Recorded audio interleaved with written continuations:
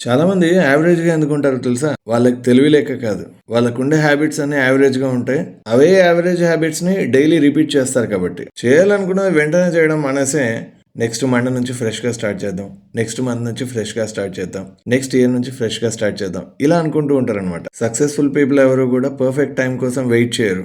లైఫ్‌లో ఎదగటం అనేదే బిగినింగ్‌లో కొంచెం ఇబ్బందిగా ఉంటూ ఉంటది. కొత్త లాంగ్వేజ్ నేర్చుకోవాలంటే బిగినింగ్‌లో కొంచెం ఇబ్బందిగా ఉంటుంది. బిజినెస్ స్టార్ట్ చేద్దాం అంటేనేమో రిస్కీగా అనిపిస్తా ఉంటది.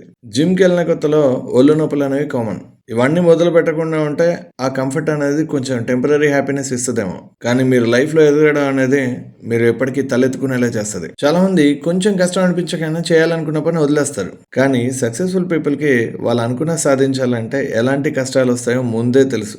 సక్సెస్ అవ్వనోడికి కూడా ఇలాంటి కష్టాలనేవి ముందే తెలుసు. కానీ ఈ సక్సెస్ అనేది ఎందుకు కొంతమందే సాధించగలుగుతున్నారు? వాళ్ళు బాగా ఇంటెలిజెంట్ అనుకోకండి. వాళ్ళకుండేది మొండితనం. గట్టిగా చెప్పాలంటే యావరేజ్‌గా బతకాలన్నా మొండితనం బాగా అవసరం. కానీ అదే మొండితనాన్ని మనం అనుకున్నది సాధించడానికి వాడితే ఆ కిక్ వేరేలా ఉంటుంది. అది చెప్తే అర్థం కాదు. మీరు ఎక్స్‌పీరియన్స్ చేస్తేనే అర్థమవుతుంది.